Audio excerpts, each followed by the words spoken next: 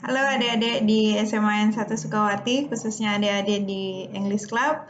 Terima kasih sudah mengajukan beberapa pertanyaan untuk saya di Edlink Connect Bali perihal studi ke luar negeri. Sebelumnya saya mohon maaf ya karena agak ada sedikit keterlambatan untuk saya menjawab pertanyaan dari adik-adik. Ya. Saya mendapat sekitar 20 pertanyaan dari adik-adik mengenai antusiasmenya untuk studi ke luar negeri. Itu luar biasa ya semangatnya. Oke, sebelum saya menjawab pertanyaan dari adik-adik, izin saya memperkenalkan diri terlebih dahulu. Saya Redi Pudianti. Saya adalah branch manager dari Edlink Connect Bali. Nah, sebelumnya adik-adik mungkin perlu kenal dulu agensi Edlink Connect. Oke, agar tidak salah memilih nanti ya untuk melanjutkan studi keluarnya dibantu oleh agen apa gitu. Oke, paling tidak tahu dulu profil agennya seperti apa. Edlink Connect adalah sebuah agensi pendidikan ke luar negeri yang sudah ada sejak 1985. Saya yakin kalian yang lagi dengar video ini di SMA 1 Sukawati mungkin belum lahir waktu itu ya. Oke, jadi pengalamannya sudah lebih dari sekitar 35 tahun bergerak di bidang agensi pendidikan dan membantu sudah cukup banyak anak-anak untuk melanjutkan studinya ke luar negeri.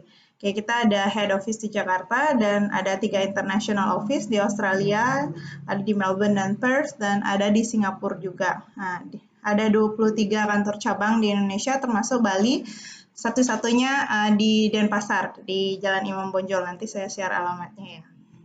Kami juga merupakan IELTS Test Center, jadi adik-adik kalau keluar negeri itu biasanya wajib untuk tes IELTS, bisa tes di tempat kami juga. Oke, nah Edlink Connect sendiri mewakili ratusan universitas dari beberapa negara di luar negeri. Boleh dilihat ya, kayak misalnya Australia, terus ada Kanada, ada Malaysia, ada New Zealand, ada Belanda, ada Singapura, ada UK, ada USA. Oke, jadi kita mewakili beberapa negara tersebut.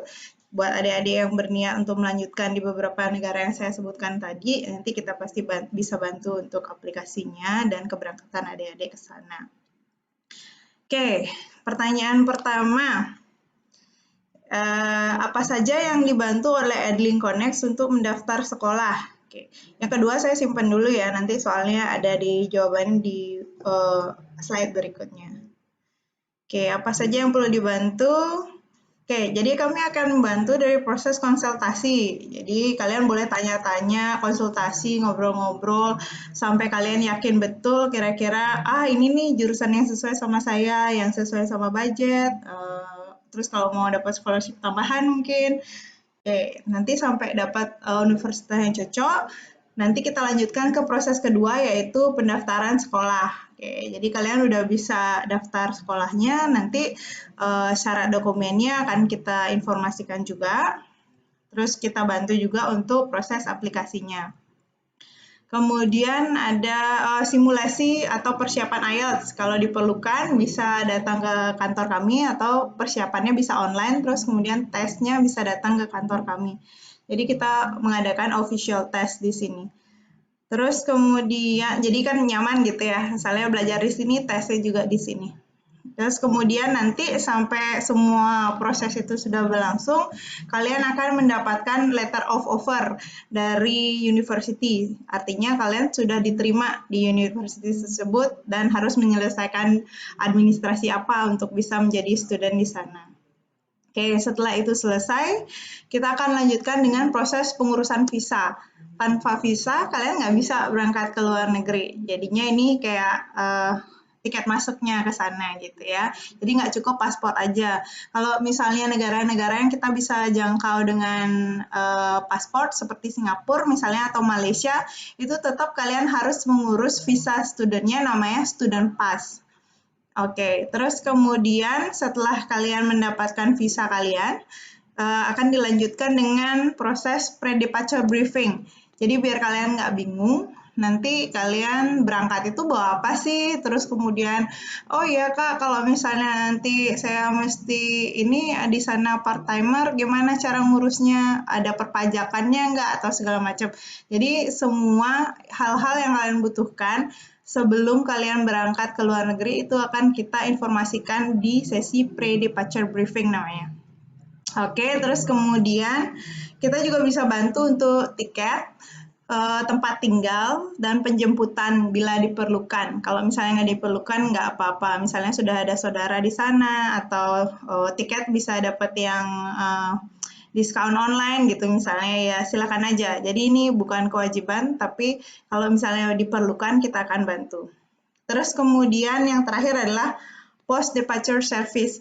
Biasanya sampai di sana student itu nggak dilepas begitu saja, kita tetap komunikasi, misalnya kayak student perlu apa nih, perlu, oh Kak, saya ternyata nggak nyaman sama akomodasi di sini, mau ganti, boleh bantu cariin info nggak, misalnya, atau oh Kak, ternyata dari university masih minta dokumen ABC gitu, sedangkan sebelumnya sudah dikasih. Nah, itu nanti kami bisa bantu komunikasikan. Atau kalau kalian homesick atau gimana-gimana, bolehlah. Kan sekarang komunikasi udah bagus nih, jadi boleh curhat-curhat, chat aja gitu, karena nanti kita akan tetap komunikasi. Kira-kira itu 8 step yang bisa kita bantu dalam pengurusan studi kalian di luar negeri. Oke. Oke, dilanjutkan pertanyaan berikutnya ya. Ini pertanyaan sama, satu lagi saya nggak tahu dari siapa, satunya dari Intan. Cara nentuin jurusan kuliah sesuai bakat kita gimana sih Kak? Gitu. Oke. Oke, kalau saran dari saya, yang pertama kalian bisa mengikuti tes minat bakat. Oke, sekarang udah banyak ya tes minat bakat. Terus kemudian yang kedua konsultasi. Misalnya konsultasi ke kami, konsultan pendidikan juga bisa. Terus kemudian yang ketiga kalian melakukan penilaian terhadap diri kalian sendiri. Sebenarnya saya kira-kira kekuatan saya atau kelebihan saya itu di mana sih? Contoh misalnya, ternyata kalian adalah seorang yang tidak terlalu suka untuk tampil di depan umum misalnya. Terus kemudian kalian suka hitung-hitungan, matematika misalnya. Terus kemudian kalian orangnya teliti, sangat teliti. Jadi contoh misalnya seperti itu. Jadi kita bisa dari beberapa ciri-ciri tersebut kita bisa menganalisa sebenarnya. Tinggal dicocokkan dengan studi program yang nanti kalian akan ambil. Contoh misalnya saya menemukan anak-anak yang seperti itu ya. Jadi anaknya teliti, nggak terlalu suka tampil di depan umum, terus suka hitungannya kuat banget. Jadi pintar banget di hitungan. Saya mungkin bisa menyarankan untuk anak itu untuk belajar actuarial study misalnya. Actuarial study itu kalau kalian belum pernah dengar, itu adalah sebuah jurusan yang saat ini bayarannya cukup tinggi gitu. Jadi lumayan tinggi ya di bidang bisnis, biasanya di kemampuan itu diperlukan. Jadi dia tugasnya adalah memprediksi. Jadi memprediksi kira-kira ke depannya perusahaan ini akan berkembang seperti apa dengan hitungan investasi tertentu. Biasanya pakai ini seperti contohnya di asuransi. Misalnya kalian membayar polis 1 bulan 500.000 gitu. Jadi dia bisa tahu keuntungan perusahaan sekian tahun kemudian dan kenapa harus nasabah menerima balikannya sekian, itu sudah ada di hitung-hitungan mereka. Jadi orangnya harus kuat di hitung-hitungan dan harus teliti. Kalau enggak nanti perusahaannya bisa salah langkah misalnya. Nah, atau kalau misalnya saya ketemu orang-orang yang, Kak, serius deh, saya itu nggak terlalu suka itu gitu kan. Jadi jangan kasih saya jurusan yang ada hitung-hitungannya. Tapi teman saya banyak Kak, saya suka berteman, saya suka ke lingkungan baru. Oke, kalau terus kemudian kalau misalnya di antara teman-teman tuh saya suka ngasih saran Kak, yuk kita ke sini yuk, yuk kita ada kegiatan ini, kegiatan itu. Artinya dari sana saya bisa menilai bahwa oh ini anak leadership-nya kuat gitu, misalnya leadership-nya kuat, terus dia suka tampil di depan umum. Misalnya jurusan-jurusan yang cocok untuk anak-anak seperti ini, misalnya entrepreneurship, atau business management, atau hospitality management, bisa aja gitu. Jadi contohnya kira-kira kalau kita ngobrol, kita bisa menggali seperti itu kira-kira. Termasuk kalian sendiri juga bisa menilai, kalian pasti lebih tahu tentang diri kalian sendiri daripada orang lain. Jadi kalian bisa lebih mengingat-ingat kira-kira saya ini sebenarnya sukanya apa, bisanya apa gitu. Karena urusan pendidikan tinggi itu udah lebih mengkhusus, nggak lagi kayak sekolah SMA yang semua pelajaran kalian pelajari gitu. Jadi memang perlu dipersiapkan matang-matang sih. Oke, semoga menjawab ya. Oke, saya lanjut untuk persyaratan sekolah di sana apa aja. Oke, dari Made Yunika. Sip. Nah, untuk anak-anak SMA yang akan melanjutkan ke diploma atau ke S1, bachelor, itu beberapa persyaratan wajib yang diperlukan. Yang pertama adalah paspor. Paspor ini adalah SIM-nya untuk kalian mendaftar. Jadi nggak cukup KTP ya, kalau yang belum punya paspor dari sekarang deh, buat paspor dulu. Terus kemudian yang kedua, IELTS atau TOEFL atau PTE atau tes bahasa Inggris lainnya gitu. Kalau negara tujuannya kalian itu adalah negara dengan berbahasa Inggris gitu. Terus kemudian, tapi kabar baiknya nilai IELTS ini bisa disusulkan, jadi nggak harus pas kalian apply udah ada IELTS, itu enggak. Jadi nanti kalau misalnya kalian apply, tapi belum ada nilai IELTS, nanti yang keluar itu adalah conditional offer namanya. Gitu. Jadi nggak masalah kalau daftar tanpa IELTS dulu, yang penting nanti belakangan dilengkapi. Oke, terus kemudian raport. Raport ini pun sebetulnya bisa kalian proses dari kelas 11. Jadi kalian nggak perlu nunggu kalian selesai kelas 12, kalian kelas 11 atau kelas 12 semester 1. 12 semester 1 itu udah bisa proses application. Jadi nanti kalian akan dilihat tuh pelajarannya, nilai kalian dari kelas 1 sampai kelas 3 semester 1, kalian udah nilainya gimana gitu. Karena nilai semester akhir tuh kelas 3 semester akhir nggak mungkin jauh-jauh dari kelas 3 semester 1 sih. Jadinya dari sana kalian sudah bisa menerima conditional offer biasanya. Terus kemudian nanti kalau kalian udah tamat, itu kalian bisa menyusulkan nilai ijazah kalian sama nilai UN-nya. Kira-kira gitu. Itu tetap diperhitungkan walaupun di Indonesia nggak dipakai sebagai standar kelulusan. Oke. Semoga menjawab ya. Oke, terus kemudian pertanyaan selanjutnya adalah medical university abroad. What is the best medical university abroad? Oke, kalau untuk medical ini karena pertanyaan dari Bintang sama Atta itu mirip, jadi saya jawab sekalian ya. Kalau medical school, universitas yang bagus di mana Kak dan biayanya berapa? Nah, kalau untuk medical school atau sekolah apapun, kalau misalnya kalian mau cek ranking, kalian boleh pergi ke situs ini, www.topuniversities.com, university ranking. Nanti kalian cek aja subjeknya di sana. Oke, kalau untuk yang medical, saya search tadi, ini yang utamanya di dunia ya. Oke, cuma saya mau ngasih gambaran aja untuk pertanyaan ini, bahwa di seluruh dunia, medical school itu pasti lumayan sulit kok untuk ditembus. Jadi mereka itu ada, medical school itu ada karena untuk memenuhi kebutuhan akan tenaga medis di region tersebut. Sehingga walaupun misalnya dia nggak ranking 1 di dunia, tapi kalau kalian udah berhasil tembus di medical school tersebut, itu artinya peluang kalian untuk bekerja di area tersebut itu pasti ada karena jumlah student terutama yang Doctor of Medicine itu sangat dibatasi di dunia. Jadi mereka sudah setiap negara tuh udah punya skill occupation list atau occupation ceiling namanya. Jadi berapa sih mereka perlu sebenarnya dokter kah, perawat kah dalam 1 tahun kira-kira kayak gitu. Jadi kalau kalian udah bisa masuk, kemungkinan besarnya pasti kalian udah bisa bekerja di negara tersebut atau di teritori tersebut. Jadi nggak perlu yang ranknya tinggi banget, yang susah banget buat ditembus, karena yang biasa-biasa aja pun sudah susah dan ini juga lama juga studinya dan biayanya itu lumayan. Oke, menjawab pertanyaan kedua, ini saya kasih gambaran ya. Contoh misalnya kalau kalian mau cari jadi dokter gitu, namanya programnya adalah Doctor of Medicine. Dan biasanya program ini tuh nggak ada di undergraduate, tapi di postgraduate study. Oke, jadi di sini dia adanya postgraduate study.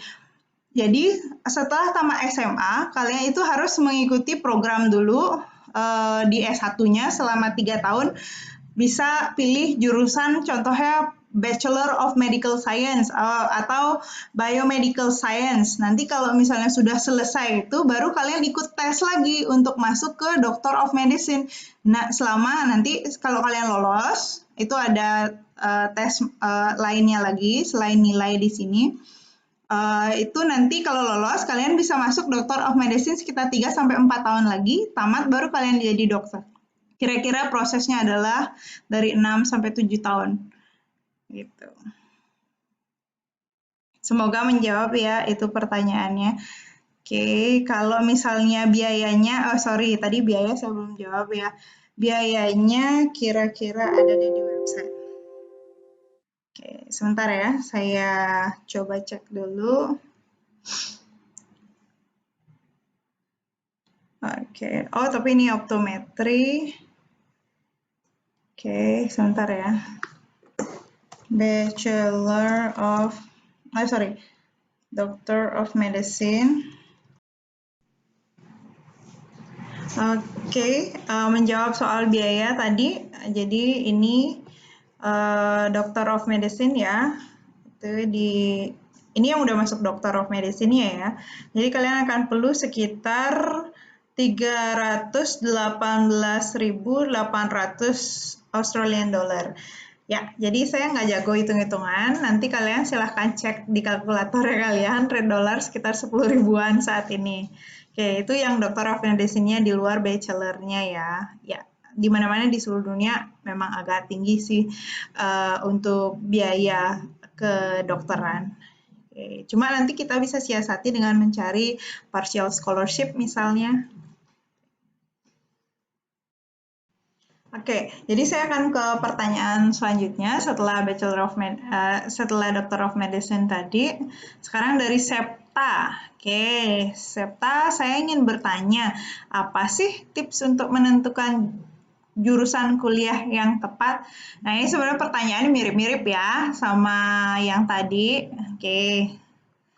Oke, berikut jawaban saya. Oke, jadi kalau misalnya yang pertama bisa kita lakukan adalah kalian bisa tes minat bakat. Oke, terus kemudian kalian juga bisa mempertimbangkan peluang karir yang ada. Oke, peluang karir itu artinya di setiap negara maju, mereka sebetulnya udah menentukan mereka itu di tahun ini, tahun depan, mereka butuhnya pekerjaan jenis apa dan butuh berapa orang gitu. Itu sebenarnya udah ada. Saya tunjukkan sedikit ya, contoh misalnya seperti ini. Oke, sambil menunggu. Oke, terus kemudian sambil menunggu ya, koneksi saya agak kurang bagus sepertinya. Oke, ini dia. Oke, nah ini namanya occupation ceiling. Jadi occupation ceiling itu adalah jumlah apa saja pekerjaan yang dibutuhkan. Ini saya ceknya di negara Australia misalnya ya. Oke, jadi di Australia tuh misalnya butuhnya adalah nih mereka butuh construction manager, engineering manager, child care center manager, tuh health welfare. Mereka udah spesifik. Mereka butuhnya berapa?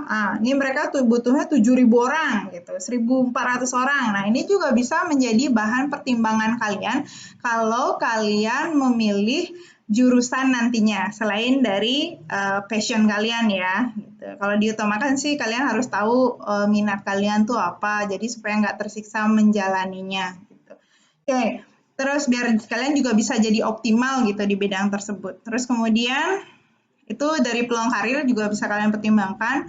Kemudian yang ketiga, budget. Nah, dari segi budget, kira-kira budget kalian, kira-kira budget orang tua kalian, mungkin kalian belum menentukan budget ya kalau di SMA, kira-kira budget yang dipersiapkan oleh orang tua kalian untuk kalian sekolah itu berapa. Terus kemudian kalau misalnya itu ternyata belum cukup atau ternyata ketinggian segitu misalnya. Jadi kita bisa siasati dengan mencari peluang-peluang yang lain yang sesuai dengan kebutuhan kalian gitu.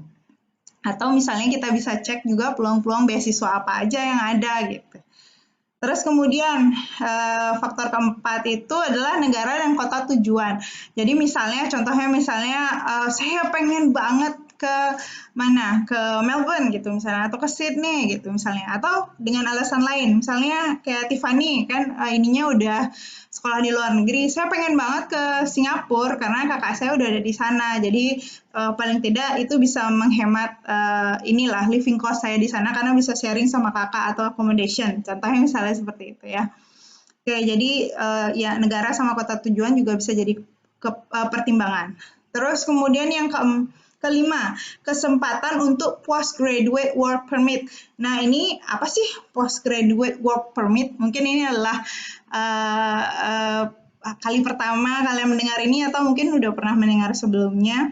Oke, jadi postgraduate work permit ini adalah peluang kalian untuk tinggal di negara tersebut tanpa kalian harus sekolah lagi. Jadi sebagai alumni gitu. Sebagai alumni kalian mempunyai kesempatan untuk stay di negara tersebut untuk terserah kalian mau bekerja atau mau mau bekerja atau mau apapun. Jadi sebagai alumni kalian boleh memperpanjang tinggal di sana dan ini itu nggak ada di maksudnya ini hanya ada di negara-negara tertentu. Jadi kalian harus cek apakah ini ada atau enggak. Ini juga bisa jadi pertimbangan gimana kalian milih jurusan atau menentukan negara tujuan studi kalian. Oke. Terus sambil menunggu, mungkin saya tambahkan satu lagi ya. Oke, mungkin saya tambahkan satu lagi aja di sini.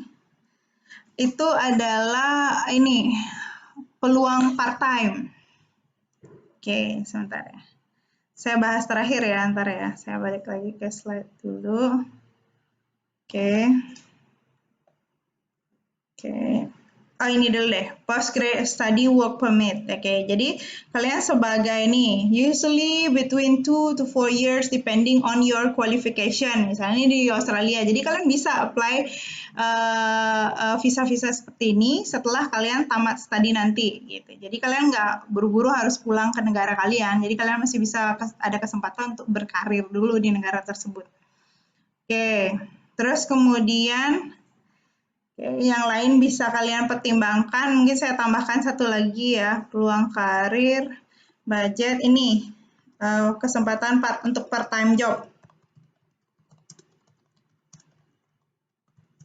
Oke, ini mungkin untuk beberapa orang itu perlu dalam arti adalah untuk bukan soal uangnya saja ya, tapi mengenai untuk mengasah kemandirian sama mencari channeling. Oke, jadi kalian bisa mendapatkan channeling dari sini. Siapa tahu nanti kalian dari ke kerja, disponsori kerja, visa kerja, kan nggak tahu juga. Jadi kemana nasib nanti membawa kalian. Tapi setidaknya part-time job itu minimal itu penting untuk kemandirian kalian.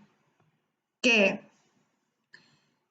Semoga itu bisa menjawab ya pertanyaan mengenai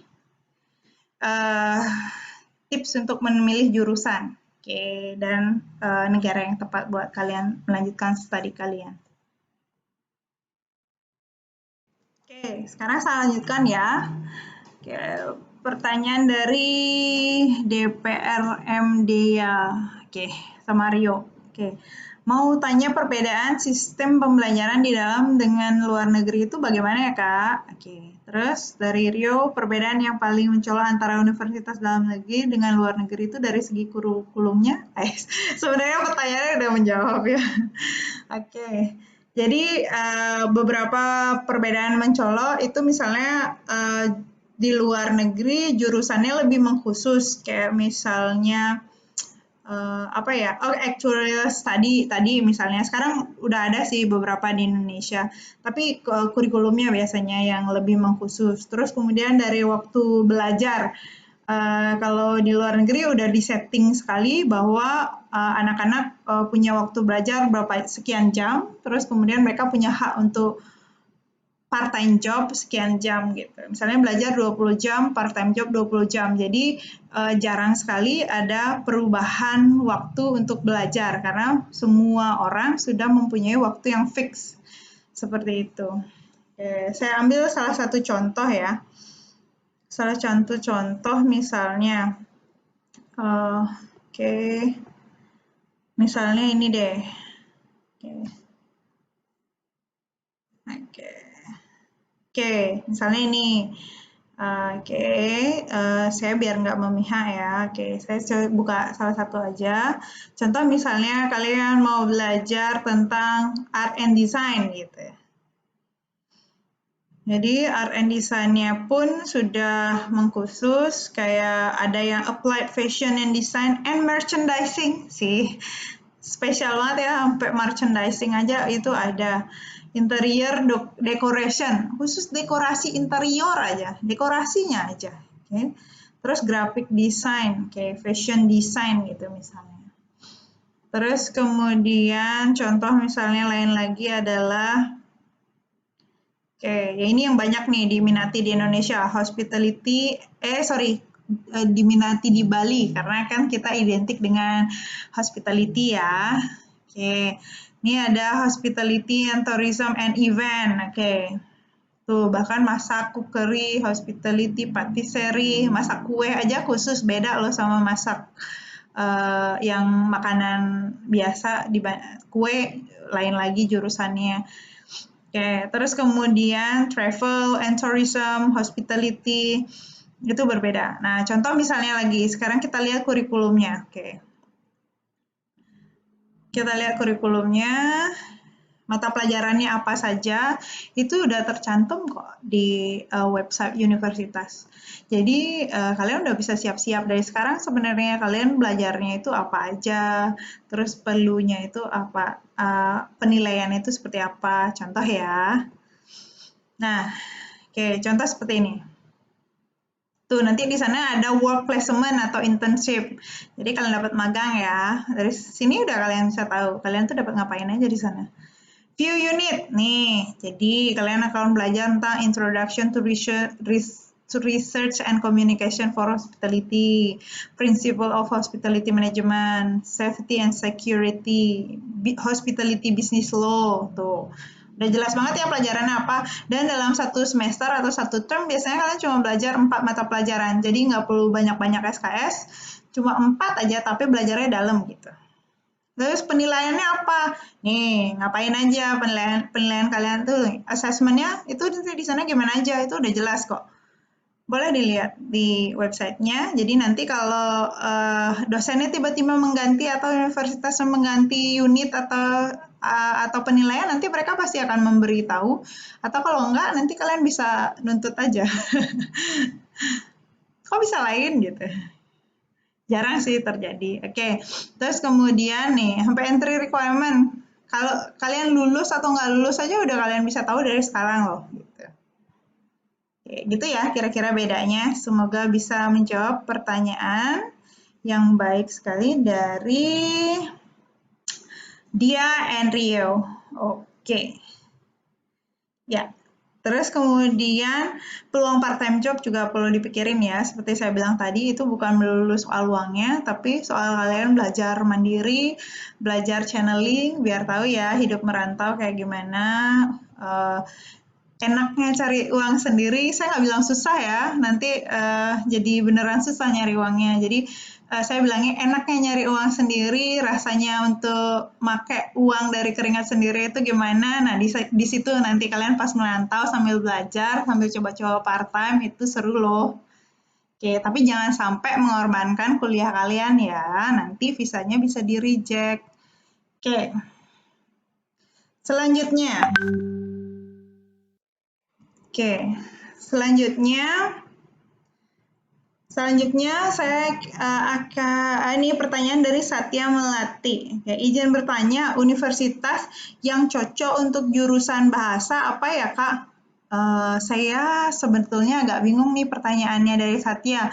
Maksudnya jurusan bahasa apa nih? Bahasa Indonesia, bahasa Jerman, atau pendidikan bahasa, atau gimana gitu ya? Jadi itu agak umum banget, jadi saya belum bisa menjawab pertanyaan dengan tepat, tapi mungkin nanti kita bisa ngobrol-ngobrol lagi, kontak saya ada di sana ya, ada di bawah. Oke. Terus kemudian, dari D. Kesuma. Kak, apakah benar kalau kita kuliah di luar negeri, ijazah kita harus melewati masa penyesuaian? Oke, saya kalau nggak salah tangkap berarti pertanyaan ini maksudnya adalah kalau kamu kembali ke Indonesia ya. Oke, kalau kamu kembali ke Indonesia dan ingin berkarir di Indonesia, tentu ijazah kamu harus melalui penyesuaian atau penyetaraan ijazah namanya. Itu bisa dicek di website itu. Ijazah LN kemendikbud.go.id itu ada linknya ya. Oke, semua yang dari luar negeri kalau mau berkarir di Indonesia itu ada penyetaraan ijazahnya, jadi nggak ada masalah. Oke, terus kemudian berapa lama program belajar di luar negeri? Oke, dari Suari, terima kasih. Oke, ini saya jawab ya. Oke, jadi tergantung kalian belajar di luar negerinya mau jurusan apa, karena mereka ada banyak ragamnya gitu. Jadi ada yang 6 bulan, kalau cuma sertifikat aja, ada yang sertifikatnya setahun, ada yang diplomanya setahun, ada yang S1, oke mungkin ketutup ya. Tapi bachelor rata-rata di sana itu adalah 3 tahun. Oke, saya tulis saja di ininya ya. Oke, jadi durasinya kira-kira sekitar 3 tahun. Oke. Kalian udah di S1. Kalau misalnya di dalam negeri mungkin perlu 4 tahun ya. Makasih ya, semoga menjawab ya. Oke, selanjutnya dari Tiffany. Nah, ibu koordinatornya ini ya. Oke. Kak, apa nilai UN dipergunakan dalam requirement pendaftaran universitas ke luar negeri? Oke, terima kasih Tiffany. Ini berikutnya jawaban dari saya. Diperlukan sampai ada kebijakan baru dari negara kita, tidak ada UN, mungkin kebijakan universitas luar negeri untuk siswa dari Indonesia pun akan disesuaikan. Tapi sampai saat ini, selama belum ada penghapusan UN dan belum ada sistem penilaian penggantinya, nilai UN masih tetap dipergunakan. Oke, terus kemudian dari Gongdes. Okay. Hai Gongdes. In the scholarship program, which kind of necessities will Edling cover? Oke, saya coba memahami ya. Kira-kira maksudnya mungkin dibantuin di bagian apanya gitu ya. Oke.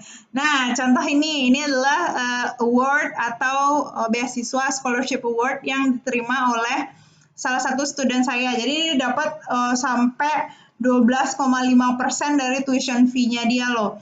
Oke, nah proses ini Edling bantuinnya kira-kira bantuin pendaftarannya sama saja studentnya, ini ada award ini nih, ikut yuk gitu. Kalau misalnya awardnya minta kalian bikin essay atau motivation statement, ya kita minta gitu. Tergantung jenis award yang kalian apply nanti. Tapi yang jelas Edling akan bantuin sebisa kita di dalam proses aplikasinya.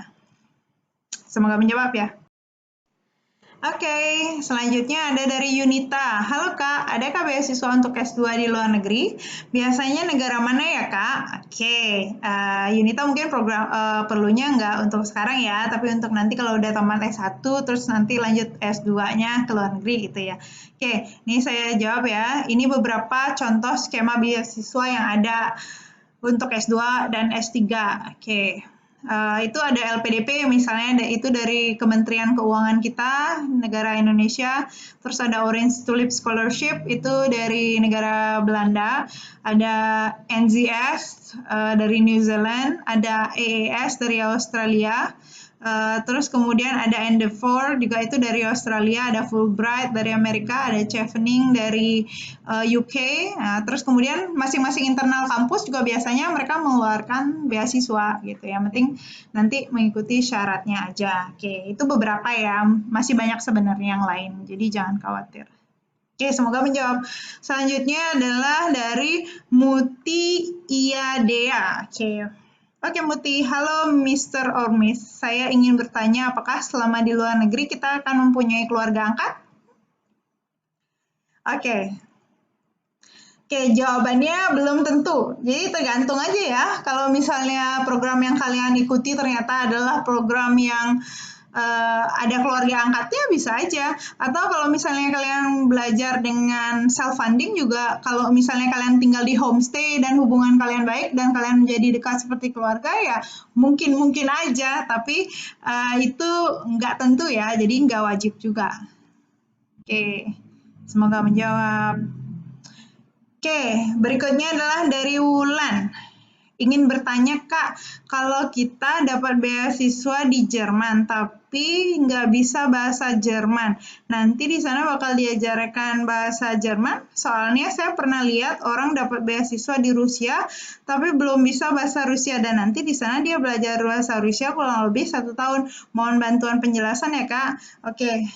Untuk Ulan sebetulnya saya bukan, jadi agensi saya tidak mewakili negara Jerman ataupun Rusia ya, tapi saya coba bantu menjawab, tapi don't take it for granted kalau yang ini ya, karena ini bukan kompetensi saya sebetulnya, hanya saya pernah dengar. Oke, saya jadi sepengetahuan saya kalau misalnya mau dapat sekolah atau beasiswa di Jerman itu udah harus ikut tes bahasanya di sini. Jadi misalnya kalian ikut programnya kayak au pair atau Hausbildung gitu kalau nggak salah ya, itu kalian udah harus memenuhi tes GOT-nya di sini. Jadi level B berapa gitu misalnya. Terus kalau di Rusia, nah kebetulan nih dulu pernah ada student saya yang berangkat ke Rusia memang, tapi bukan dari saya. Artinya dia cuma persiapan bahasa Inggris di sini, persiapan bahasa Inggris. Terus kemudian ternyata di akhirnya dia memutuskan untuk studi ke Rusia. Ya dari ceritanya dia, itu betul sih, walaupun dia belum bisa bahasa Rusia, di sana dia bisa mempelajari bahasa Rusia selama 1 tahun. Sama kasusnya dengan mirip-mirip negara Cina lah, gitu. Jadi di Cina kita walaupun belum bisa bahasa Cina, nanti ada penyesuaian kelas bahasa Cina selama 1 tahun di sana. Oke, kira-kira begitu. Semoga bisa menjawab ya. Oke, nah itu dari saya. Semoga bisa menjawab pertanyaan adik-adik. Kalau misalnya nanti ada pertanyaan lebih lanjut dari adik-adik, bisa menghubungi saya di kontak ini. Oke, ini alamat kantor kami. Kalau mau mampir sama orang tua juga boleh. Nomor teleponnya ada, nomor handphonenya itu yang di depan adalah nomor WA pribadi saya, yang berikutnya adalah nomor WA kantor. Bisa follow juga Facebook sama itu ada email kita juga, itu email saya dan itu email kantor.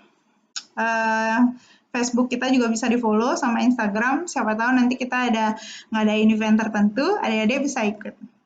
Oke, demikian dari saya, semoga bisa menjawab pertanyaan dari adik-adik di SMA 1 Sukawati ya. Oke, sukses selalu untuk persiapan studi ke luar negerinya.